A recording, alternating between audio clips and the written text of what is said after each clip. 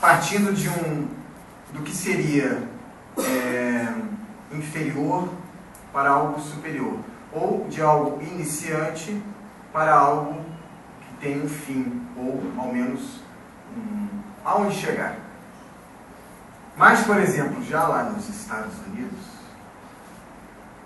o evolucionismo, como a gente aceita aqui com tranquilidade, porque as nossas universidades são muito influenciadas pelas escolas francesas e europeias, já lá o que predomina nos Estados Unidos, não vou dizer que predomina, mas que é muito forte, é o criacionismo. Já ouviram falar do criacionismo? Não. Então a gente vai chegar lá. Primeiro, é importante a gente, porque na doutrina espírita, que é o nosso caso, a gente estuda o evolucionismo, né? A gente aceita a teoria evolucionista, não exatamente como o Darwin apresentou, mas é evolucionismo. Então a gente pode fazer um paralelo que é muito interessante, esse paralelo, porque nos traz que o evolucionismo está muito próximo da verdade. Por exemplo, o embrião. Quando há a fecundação, a gente parte do unicelular até o pluricelular, para a formação de um novo corpo. A gente pode até ver na internet, já vi isso em televisão também, a gente pega vários embriões de salamandra, de leão, por exemplo, de sapo e de ser humano, não tem visualmente diferença nenhuma. E esse acontecimento, né, esse crescimento, esse processo do unicelular até o corpo que vai nascer, é dentro da água, né? Dentro da água. E os evolucionistas nos dizem que a vida veio do mar, por vários processos químicos, eletromagnéticos, dentro da ciência materialista, no mar. E a placenta nada mais é do que a representação do mar, porque a água é salgada, a lágrima é salgada, não é? A saliva é salgada, o sangue é salgado, o suor é salgado. Então, essa presença da água do mar é muito forte, né, nas nossas origens, está aqui em nós. 70%, dizem os estudiosos, o nosso corpo é água. E é bonito isso, muito bonito, porque a água é um elemento da representação das civilizações antigas, da vitalidade. Mesmo no Velho Testamento, diz que Deus pairava sobre as águas. Então a água é aquele elemento de ligação do divino com o material. E Nicodemos, quando perguntou a Jesus, né, o Espírito pode nascer de novo? Então isso vem da água. Jesus disse que o Espírito vem da água. Bom, então na gravidez, então a gente passa por esses estágios que no livro dos Espíritos, na questão 540, se não estou enganado, é 540, os Espíritos dizem do átomo ao arcanjo. Vamos ver aqui, é bonito essa. Deixa eu pegar, eu gosto de pegar o meu. O meu, coitado, olha só que estado que está ele. Todo cacarecado. E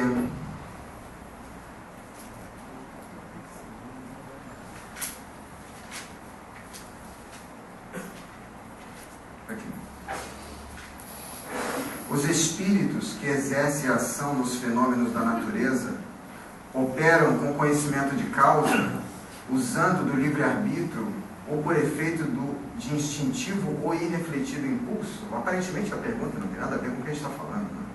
É a atuação dos espíritos nos fenômenos da natureza.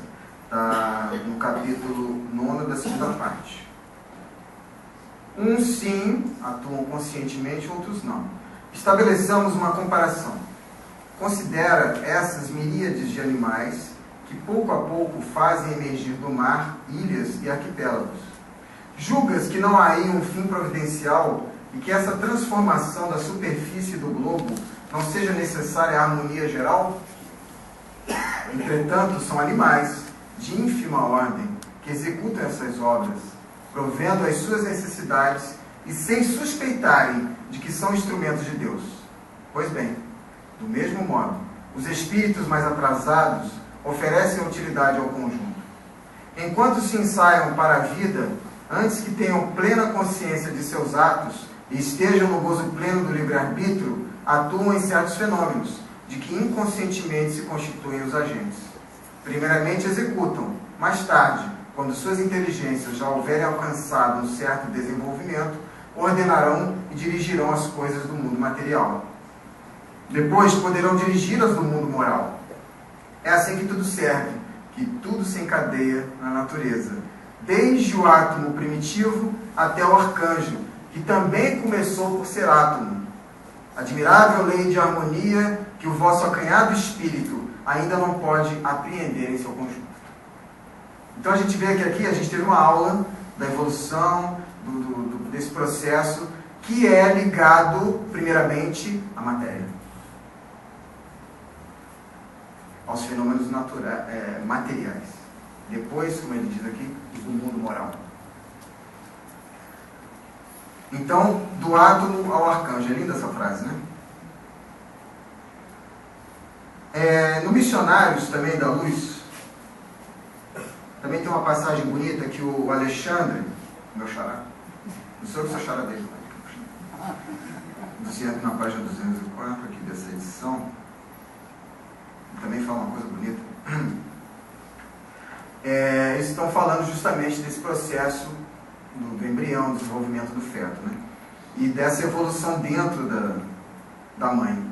Por isso mesmo, Alexandre falando contra a Luiz, não desconhece você que enquanto nos movimentamos na esfera da carne, somos criaturas marinhas, respirando em terra firme. No processo vulgar de alimentação, não podemos prescindir do sal.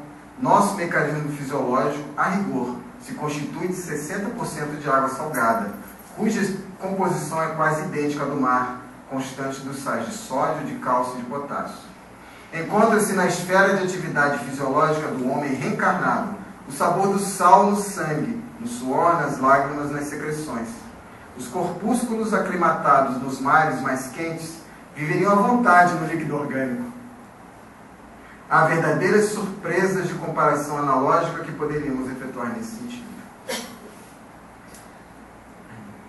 O homem do futuro compreenderá, aqui que entra algo importante, para essa nossa objetivo da evolução do pensamento religioso. O homem do futuro compreenderá que as suas células não representam apenas segmentos de carne, mas companheiras de evolução, credoras de seu reconhecimento e auxílio efetivo e afetivo. Sem esse entendimento de harmonia no império orgânico, é inútil procurar a paz. Olha só aqui. Cada célula é um átomo que vai virar arcanjo. Então eu sou como um universo. Cada um de nós é um universo que traz vida em si, que está em evolução. E são princípios, como são chamados por Kardec, pelos espíritos, princípios inteligentes, ou mônadas, que se tornarão como nós. Sei lá em que futuro. De repente a gente foi célula do cachorrinho de Jesus num outro universo. É muito louco isso. Se a gente for parar e pensar mesmo.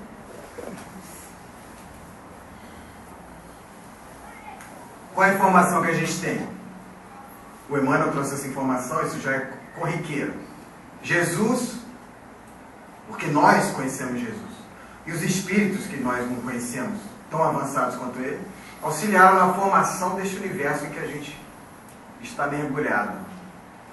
Se eles ajudaram na formação deste universo, é porque eles atingiram esse estado de perfeição quase absoluta em outro universo. Vamos parar por aí. Aí, só trazer curiosamente o criacionismo. Esse livro aqui, Enigma das Origens, a resposta. É um livro que foi dado a mim por um amigo evangélico. O evangélico, por excelência, é criacionista. E como os evangélicos estão cada vez mais crescendo no país que era chamado católico, então o criacionismo está tomando força. Já tem projetos lá na Câmara de fazer com que haja aulas de criacionismo junto com o evolucionismo. Hein? Acho que no estado do Rio é obrigado a ter. Já é obrigado aqui? Já, só não é Só que não tem, né? Só que não tem, mas já... Porque os deputados evangélicos, eles votam dessa forma. Aqui, só de curiosidade, veja só o que eles dizem. Vantagens pedagógicas do modelo criacionista. Assim, antes, deixa eu só falar aqui sobre o que é o criacionismo, né? O criacionismo, né, é oposto, né, diametralmente oposto à evolução, e tem um processo de criação especial, que é 1, sobrenatural, 2, dirigido externamente, 3, proposital, quer dizer, tem um propósito, e 4, completo, diferente do evolucionismo. Mas aí o evolucionismo materialista, que não tem atuação externa, é o acaso, que atua sobre as moléculas de forma que elas vão se ordenando até chegar a esse corpo que nós conhecemos, desde o unicelular até a gente. Só que no criacionismo tem um propósito, é bem a linguagem da Bíblia, né? Dos nossos irmãos. É sobrenatural, quer dizer, divino, e é completo. E ele é completo e tende a decair.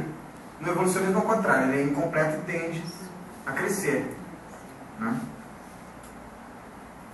É irreversível e propõe um período de criação especial no princípio, durante o qual todas as leis básicas e categorias da natureza, inclusive as principais espécies de plantas e animais, bem como o homem, foram trazidos à existência por processos criativos e integradores especiais que não mais operam.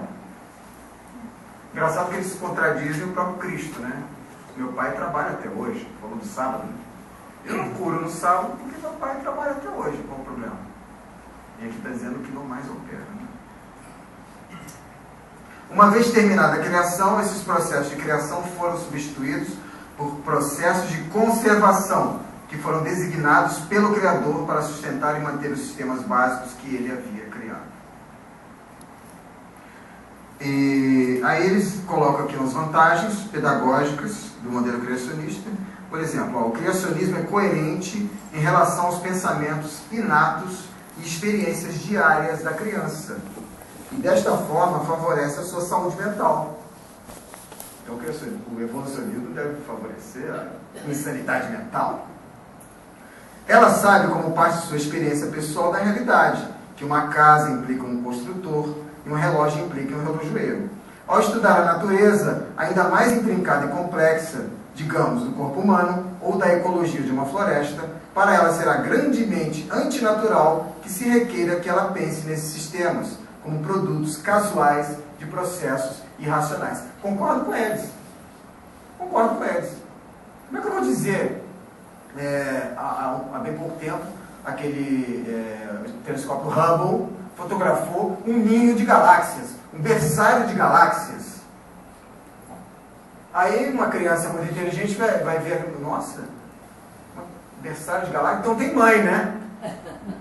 Tem um berçário, né? Criança vai para o berçário para depois ir para casa, então tem mãe. Quem é a mãe dessas galáxias? Não é coerente? Então, realmente, esse evolucionismo materialista, aí onde entra, então, o que interessa para nós? O espírito. Se a gente inserir o espírito, Deus, e o espírito, nesse modelo evolucionista, tranquilo. Está ótimo. São as três, agora esqueci a palavra, as três forças existentes no universo. Deus, espírito, matéria. Então, esse modelo criacionista, que também acaba sendo um pouco materialista, Bezerra de Menezes disse assim uma vez: a Igreja Católica é a maior responsável pelo materialismo, por causa da vida única. Nasceu, morreu, vai para o inferno ou para o céu. Não tem mais nada. Então, moralmente, se esvazia. Já a reencarnação, o processo de estar presente em algum conceito de crescimento. Estar encarnados. Para atingirmos o quê? O próprio Deus. E Deus é o quê? E amor.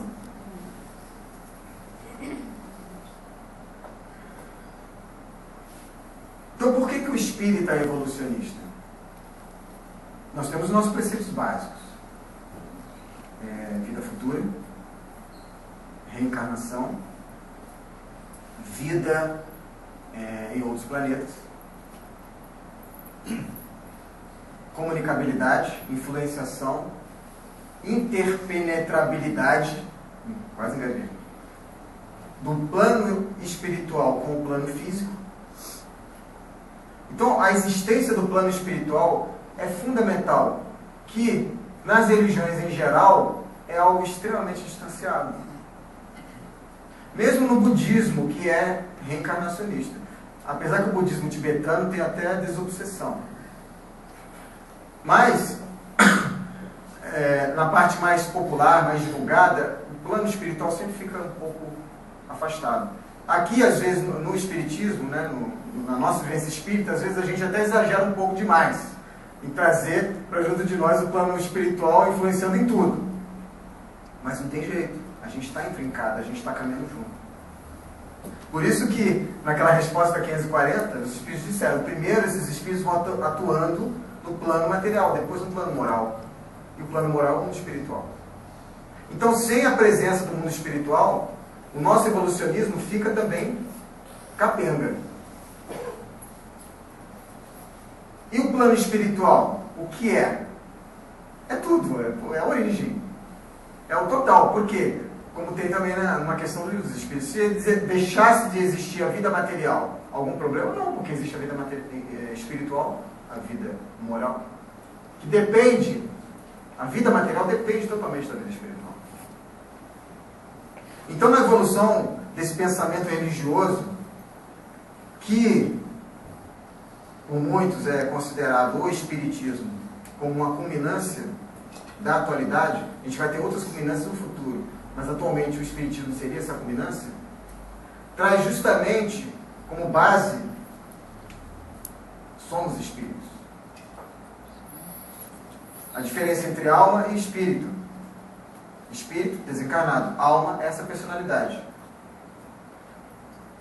Bom, a gente também observando, a gente vem fazendo, né, uma viagem histórica, desde os povos, desde tribos, que já tinham noções de religião, depois as grandes civilizações, sempre presente estava o espírito.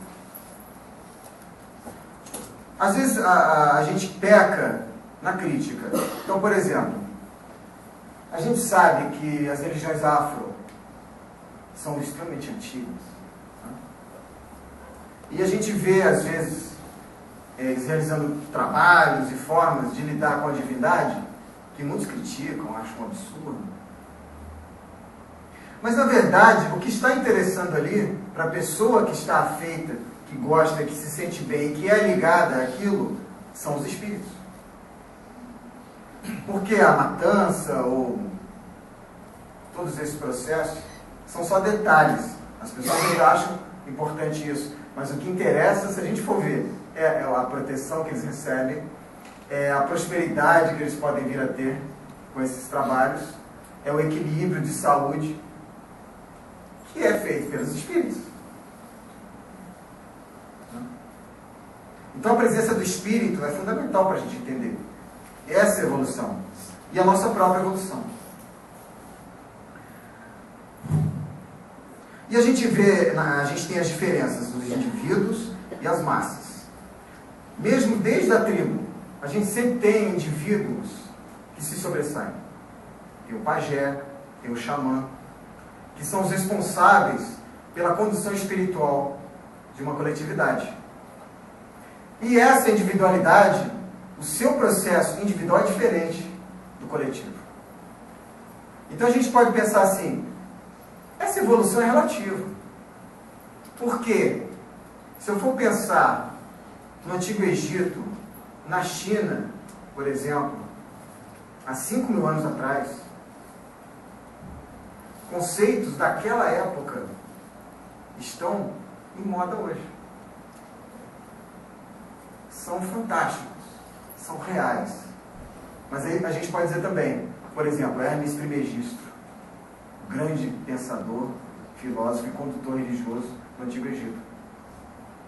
O que está acima é igual ao que está abaixo, por exemplo. Então, na China, o Tao Te Ching, a grande obra da espiritualidade chinesa. Depois que eu me tornei espírita, que eu sempre gostei do Tao Te Ching, eu li ali, não entendia lufas, né? Com o espiritismo parece que se abriu uma porta, né? Até tem uma musiquinha, né? Jesus é a porta, Kardec é a chave. Então Kardec vai lá e abre. Eu até queria trazer para vocês uma passagem do Tao Te Ching,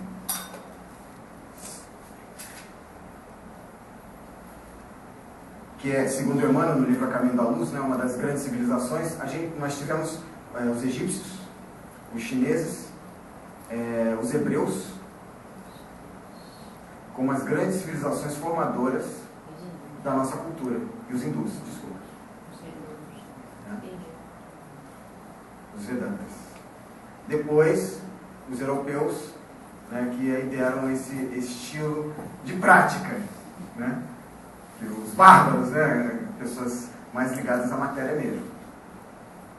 E os gregos, não podemos esquecer os gregos. Foram as grandes 5 civilizações.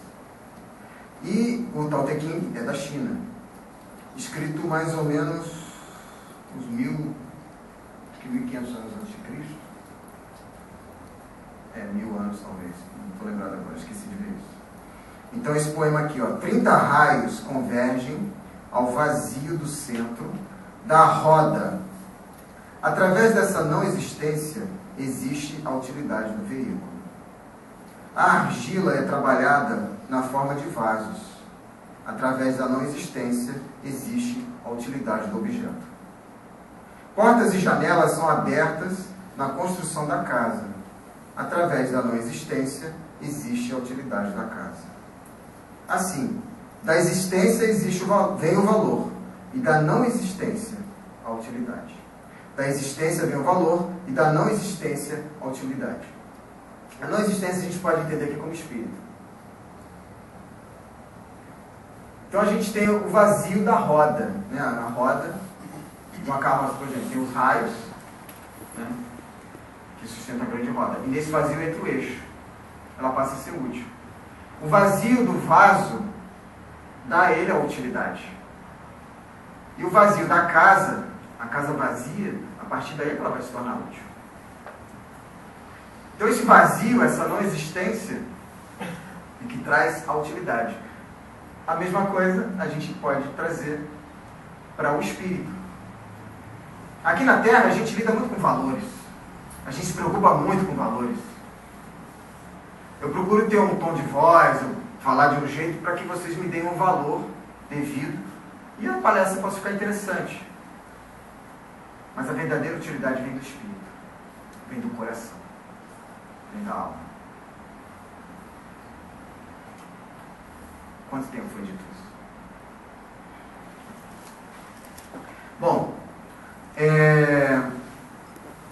eu quero trazer uma coisa assim, que eu acho que fica mais interessante. Porque às vezes a gente fica falando muito. A gente poderia falar das grandes religiões, né? De todas as religiões que formaram a nossa cultura até hoje.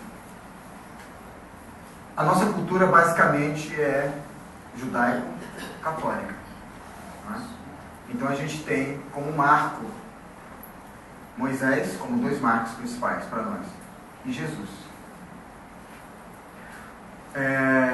Jesus, mais do que aquela figura histórica que veio trazer uma mensagem pouco diferente, apesar de já ter sido dito, e muito dito. Ele encarnou nele mesmo essa grande utilidade, essa intenção da transformação e da vivência do amor, que para nós é a maior dificuldade. Sede perfeitos como perfeito é o vosso Pai Celestial, que faz chover sobre bons e maus. Poesia, né? Se disserem que o reino está ali, aqui, acolá, ele não está em lugar nenhum, está dentro em nós. Como alguém lembrou, a mulher samaritana. Vocês adoram Deus nesse monte, nós outros em Jerusalém. Mas dia virá que Deus será adorado em todo lugar. Porque Deus é Espírito. Ele não está aqui nem ali, neste templo ou naquele templo. Deus é Espírito. E Ele precisa de adoradores em Espírito e verdade. Em todo lugar. Outro dia, vendo um estudo de um companheiro, ele falou que as guerras, basicamente, são guerras de deuses. Alá contra Jeová, né? Maomé contra Jesus. Ele tem certa razão, realmente. E esses fundamentos, até hoje, a gente ainda luta muito para que isso se torne verdade em nosso coração. Aí eu trouxe então a experiência do Emmanuel. O Emmanuel, protetor de Chico Xavier. Porque nas suas diversas existências que a gente tem conhecimento, ele mostra ali essa evolução. Porque não adianta a gente ficar estudando a evolução do pensamento religioso nas civilizações, na nossa cultura e nas outras culturas, e a gente esquecer da evolução do pensamento religioso em nós mesmos. Como eu passei pelo processo do átomo até homem durante a gestação, e a infância, e a adolescência e hoje, é um processo evolutivo de crescimento. Como é que está dentro desse processo o pensamento religioso em mim? Eu ainda estou ligado às religiões que têm como princípios os interesses materiais, as conquistas, que dão relevância à quantidade de fiéis, ou a quantidade de bênçãos, milagres e acontecimentos fantásticos que têm ocorrido na minha vida, e a quantidade de prosperidade, porque isso foi um grande divisor, porque Lutero, segundo Hermínio Miranda, é a reencarnação de Paulo de Tarso, e o Chico Xavier até disse, se Hermínio disse que é, então é. O Chico era meu, essa zona é ótima, né? Mas aí o Lutero teve um que atrapalhou muito, foi Calvino. E o Calvino pegou uma outra passagem de Paulo, interpretou que os escolhidos já o são desde a formação do mundo. Então, se antes de eu nascer eu posso ser escolhido ou não, como é que eu vou me reconhecer? Aí ele conseguiu convencer a galera de que era pela prosperidade material. Não tinha como você reconhecer o escolhido, mas que a prosperidade material era o grande sinal. Isso criou o que a gente vê até os dias de hoje. Isso daí não é, eu não fiquei refletindo e cheguei a essa conclusão, não. Isso é estudo sociológico. Vou ficar arrepiado com isso, porque que coisa, né? O sinal só pode ser evidenciado pela prosperidade material.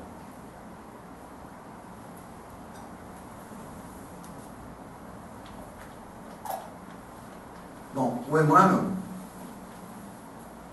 depois que o Chico desencarnou, vários livros surgiram, né, trazendo revelações, trazendo informações que estavam guardadas, que foram dadas pelo próprio Chico, né, não é nada de outras pessoas, e que ele pediu que só fossem reveladas depois que ele desencarnasse. Então, o Emmanuel, as vidas de Emmanuel. Então aqui a gente tem esse livro Deus Conosco, coletânea de mensagens dele, reunidas pela... Como deu, né? Não foi tanta gente que... Bom, isso não importa. E aí, aqui tem esse estudo, né, sobre as vidas de Sr. Germano, que nos dá essa evolução, né, nos dá aí o Cristo como marco. Então aqui, Simas, grão-sacerdote do Egito, século IX a.C., grão-sacerdote do templo de Amon-Ra, em Tebas, no Egito. Foi reitor da escola de Tanis e pai da futura rainha Samuramate, ou Semíramis, do Império da Síria, da Babilônia, do Sumer e do Acade. Viveu no século IX a.C. e sua história é descrita na obra de Camilo Rodrigues Chaves, cujo título é Semíramis, rainha da Síria, da Babilônia e do Sumer. Então, já uma figura, do ponto de vista de prestígio, né? Depois ele foi cônsul Públio Cornelius Lentulus Sura. Deve ter tido outras existências nesse período, já no século II e I a.C. Aí está descrito isso há 2000 anos, quando ele foi o próprio tio. Não sei se vocês lembram, né? O senador Públio Lentulus sonha, o tio não, acho que era bisavô, ou tio-avô. E aí ele tem um sonho que na verdade é uma lembrança da vida passada.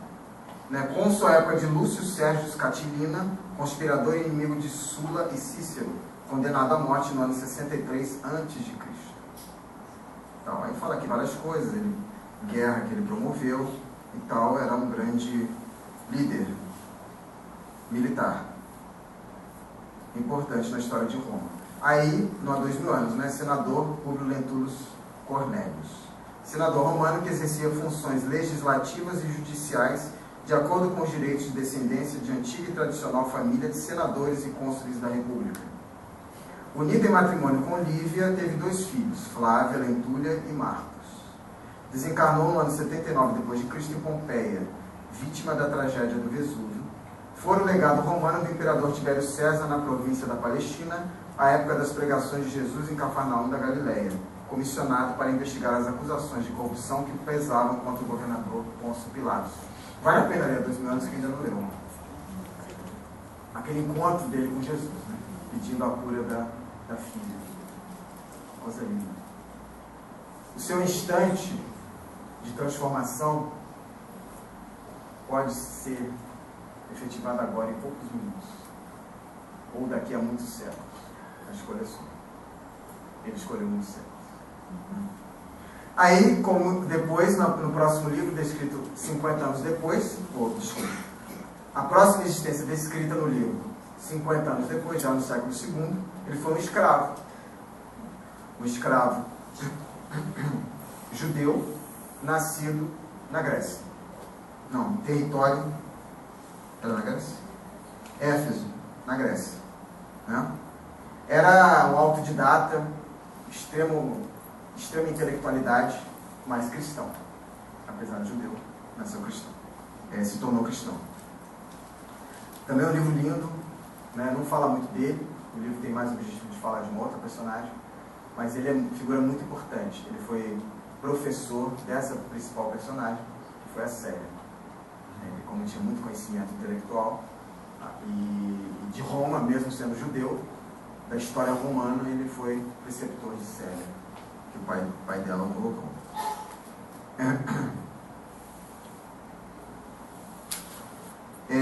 Depois, também, ele aparece no livro Ave Cristo, como Basílio, foi um filósofo, romano, filho de escravos gregos, pelo ano 233. Vivia em Chipre como liberto, dedicando-se a estudos filosóficos.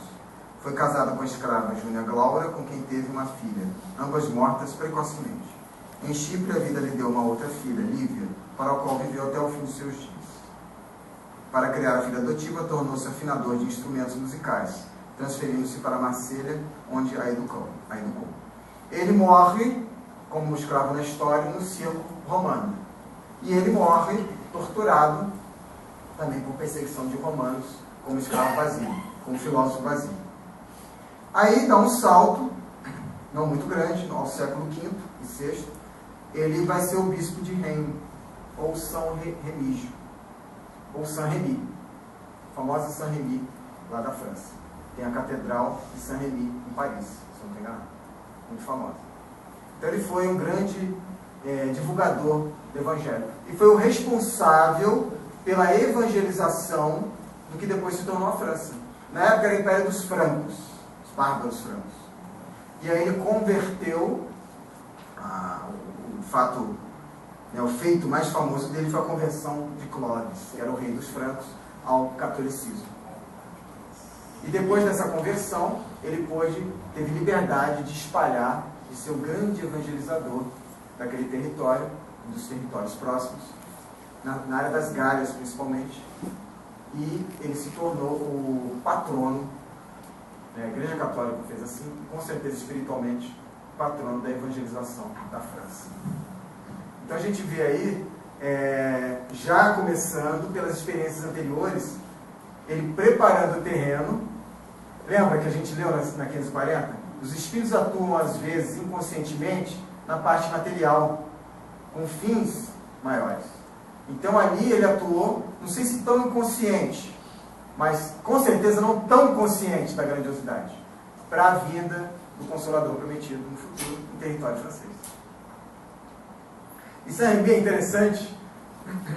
Ele fazia vários prodígios, era realmente um homem santo. E o corpo dele, o que seria o túmulo dele, foi encontrado em 1800, diz aqui, vou ficar adivinhando não. Ó, em 1853, quando reconheceram o seu túmulo, seu corpo foi encontrado ainda intacto. Sabe quando ele morreu? 535. Em 1853, o corpo intacto. Quantos anos, né? 1.300 anos. Onde até hoje é visitado na Abadia Beneditina de Rémy, ou a Abadia de Saint-Rémy. Entre os seus ditos e ensinos podemos destacar como 2 de seus lemas: ser paciente e perseverante nas provações, ser corajoso em empreender o bem. Emmanuel, né? Aí,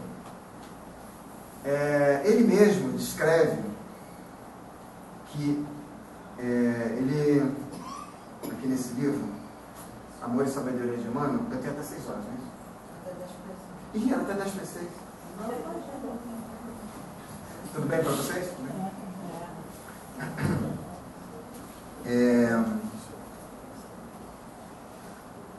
Então a gente tem aí um intervalo grande, com certeza ele teve outras encarnações, como o Padre Manuel da Nóbrega, então de 533 até 1500 e alguma coisa.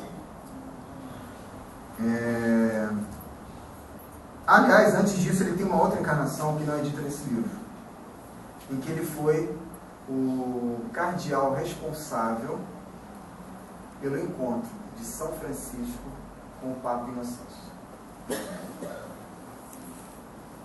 Cardeal São Paulo. Aí eu quero ler para vocês essa passagem que é muito linda.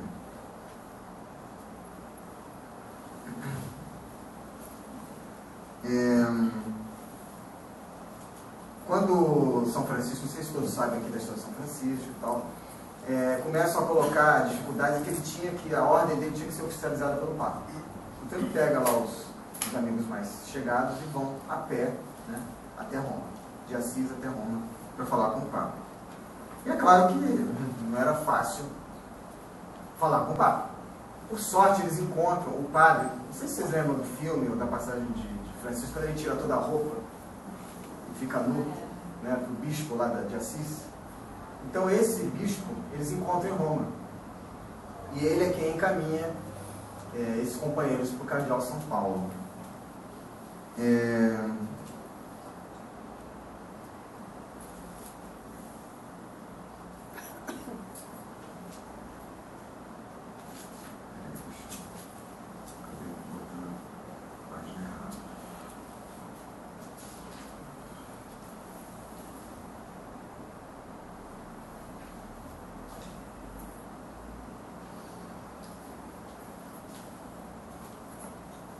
Bom, eles têm uma primeira entrevista com o Papa, mas o Papa queria escrito. Aí então esse bispo encaminha eles para o cardeal São Paulo para ajudá-los. E aí o cardeal São Paulo, quando encontra Francisco, ele vê ali quem realmente é Francisco. Porque ele já tinha experiências anteriores. Ele conheceu Jesus pessoalmente, lembra? Como senador romano. Ele conheceu Paulo de Tarso. Tem essa passagem também, essa informação. Já depois que Lívia morreu, ele encontrou Paulo de Tarso nas ruas de Roma. E Paulo deu um grande consolo a ele. Depois desse encontro com Paulo, ele se tornou realmente cristão. E conheceu Paulo, conheceu Jesus, então ele reconheceu Francisco, que é, a gente sabe, a reencarnação de João Evangelista. Então ele mesmo chegou ao Papa e disse: Pai, aquele a quem nós tanto esperávamos está aí. É ele. Eu sei disso. Então, Francisco deve ao cardeal São Paulo, ao Emmanuel, esse favor de ter tocado o coração do Papa Inocêncio. Porque depois dessa conversa que eles tiveram, é que o Papa Inocêncio realmente abriu o seu coração para Francisco e a sua ordem, e permitiu que a ordem fosse espalhada pelo mundo. Eu queria achar essa passagem que ela é muito linda, mas tudo bem, senão a gente fecha tudo. Assim.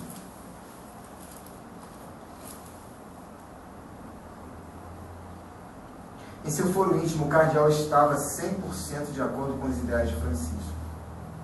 Mas, conhecendo os bastidores da cúria romana, tinha medo de que o pedido de Francisco fosse negado e queria preparar-lhe o ânimo para lhe evitar uma profunda frustração. Seria terrível, pensava, que também esse novo profeta partisse para a contestação. Além disso, continuou o cardeal, conversando com Francisco, já sabes o que se passa, e isso é história humana em todos os níveis, e não só nos palácios e cúrias.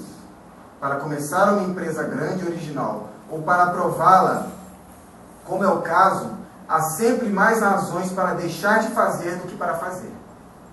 Temos medo do incerto e do desconhecido. Preferimos a segurança do conhecido à incerteza do desconhecido. Queremos evitar o fracasso a todo custo. Por tudo isso, eu te proponho uma solução. Por que não vos incorporais uma ordem religiosa austera, que tenha as características da vida que desejais viver? O que te parece, meu filho? Quer dizer, ele sugeriu, não vamos fazer uma ordem nova, não. Vai para o que já existe, que é confortável, né? Não evolua. Aí o Francisco ouve um silêncio prolongado, mas não angustioso. O pobre de Deus olhava para o chão. Não era a primeira vez que lhe faziam essa proposta, nem seria a última. Deixou passar um momento e repetiu com voz apagada e grande naturalidade: é temerário demais. Nós não temos nada. Começou a falar calmamente. Não temos estudos nem preparação intelectual. Não temos casas nem propriedades. Não temos influências políticas. Não temos base para sermos recomendados. Não podemos impressionar porque não oferecemos utilidades apostólicas palpáveis nem eficácias sonoras. Parecemos uma estranha ordem da santa ignorância e da santa impotência. A intensidade de sua voz foi crescendo aceleradamente. Não podemos oferecer à igreja universidades para formar combatentes para a defesa da verdade. Não dispomos de um esquadrão bem compacto de dialéticos para confundir os albigenses. Não temos amplos recintos monásticos para acolher os homens que querem consagrar-se a Deus. Não temos nada, não podemos nada, não valemos nada.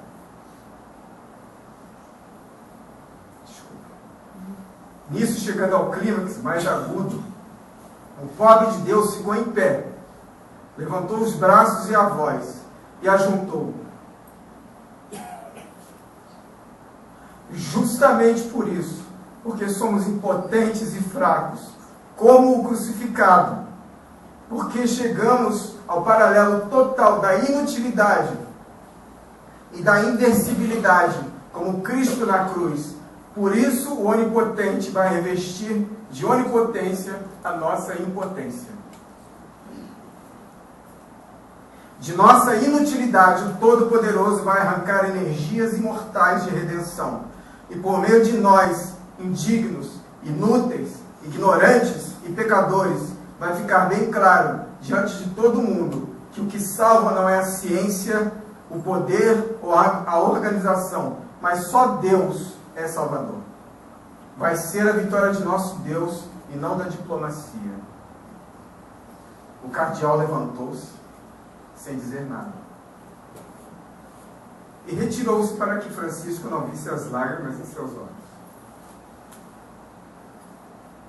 De regiões esquecidas, renasciam-lhe antigos ideais adormecidos havia muito tempo. O autor desse livro não sabe que ele é humano. Entrou outra vez no escritório e disse: Francisco de Assis, vai para a capela e reza. Enquanto isso, ele pegou o carro cardinalício e foi rapidamente para o palácio de Latrão. Pediu audiência papal em caráter urgente. Santo Padre, disse-lhe o cardeal, Deus é testemunha de quão sinceramente lutamos todos esses anos pela santidade da Igreja. Estávamos esperando o enviado do Senhor para restaurar ruínas e ressuscitar mortos. O esperado chegou. Santo Padre, bendito seja Deus. Observei sua vida e percurstrei sua alma. É um homem forjado na montanha das bem-aventuranças e suas cordas vibram em uníssono com as do Cristo.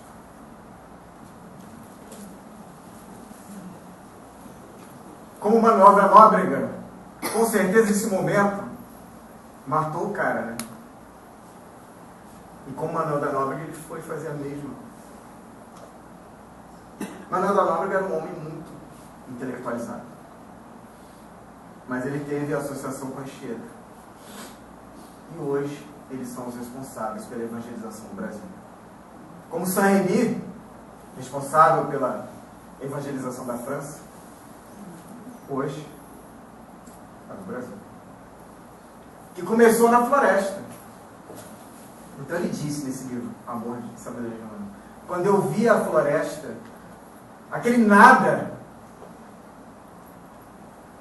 eu aceitei o desafio.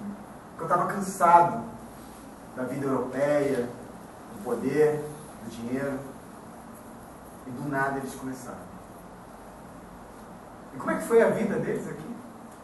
Junto aos índios, as feras, aqueles salteadores portugueses que vieram para cá, banidos de Portugal. O que é São Paulo hoje? São de uma palhoça. O local escolhido, que vidência foi essa de escolher aquele planalto, aquele ponto da floresta? Só o Espírito para fazer isso. Nem intelecto, só o Espírito. Então, meus irmãos, encerrando,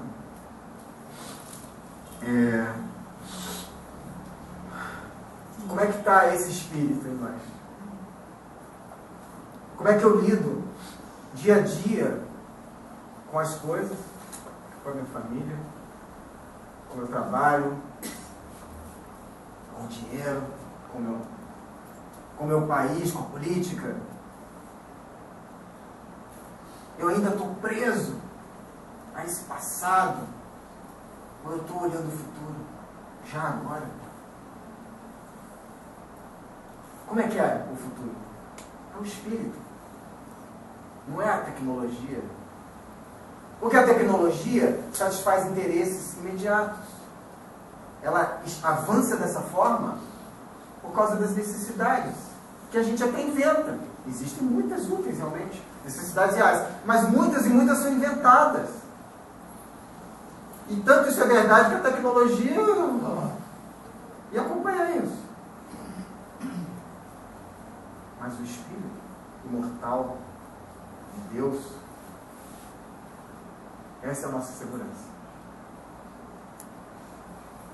Então vamos pensar sempre, todo dia de manhã, né? Como está a nossa evolução religiosa? Que religião é a minha? a religião tradicional, em que eu preciso fazer certos preceitos. Qual é o preceito espírita? Vir à casa espírita, tomar água frutificada, tomar um passe, ler os livros, participar do estudo, participar do... Ótimo. Mas é só isso.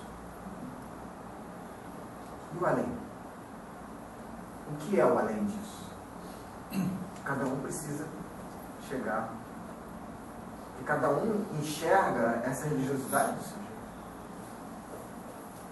Para uns ainda é importante o ritual. E para nós? Qual é o fim? Qual é a utilidade real do espiritismo em nossa existência? Desculpa o olhar. Muito obrigado.